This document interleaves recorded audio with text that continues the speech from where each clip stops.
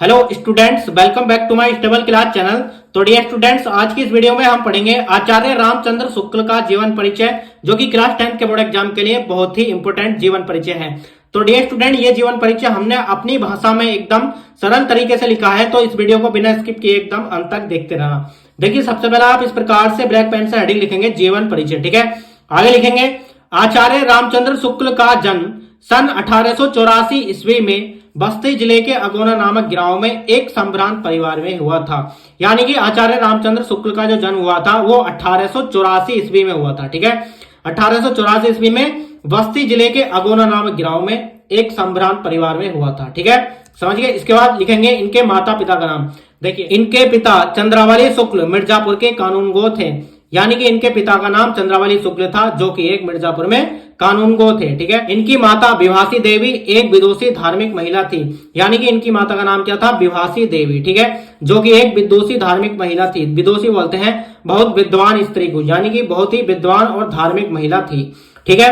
इनकी प्रारंभिक शिक्षा दीक्षा अपने पिता के पास राठ तहसील में हुई। यानी कि इनकी जो प्रारंभिक शिक्षा दीक्षा हुई थी इनके पिता के पास राठ तहसील में हुई। यानी कि इनके पिता कानूनगो थे, जो कि तहसील में बैठा करते थे, ठीक है। सर्वप्रथम शिक्षा ग्रहण हुई थी वो इनके पिता के पास राठ तहसील में हुई, ठीक है। इसके बाद देखिए, और इन्होंने मिशन स्कूल से 10वीं की परीक्षा उत्तीर्ण की। यानी कि इन्होंने मिशन स्कूल से 10वीं की परीक्षा उत्तीर्ण की। और आगे देखिए, इन्होंने इंटरमीडिएट की शिक्षा इलाहाबाद से ली थी। यानी कि इन्होंने इंटरमीडिएट की शिक्षा ली थी वो इलाहाबाद से ली थी, और हाई स्कूल की जो शिक्षा ली थी इन्होंने मिशन स्कूल से ली थी, ठीक है। यानी कि इन्होंने मिशन स्कूल से 10वीं की परीक्षा उत्तीर्ण की और इंटरमीडिएट की जो शिक्षा ली थी इन्होंने इलाहाबाद से ली थी। किंतु परीक्षा से पहले ही विद्यालय छूट गया।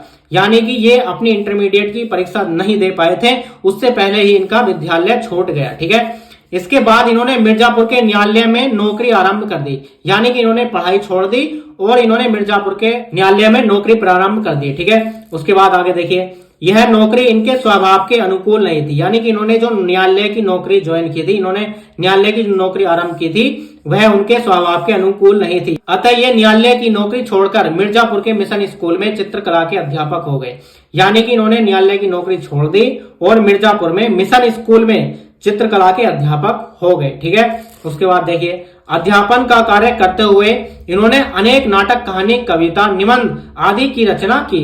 यानी कि इन्होंने अध्यापन का कार्य भी किया और साथ में इन्होंने नाटक, कहानी, कविता, निबंध आदि की रचना की, ठीक है। इनकी विद्वता से प्रभावित होकर इन्हें हिंदी शब्द सागर के संपादन कार्य में सहयोग के लिए काशी नगरी प्रचारणी सभा में बुलवाया गया।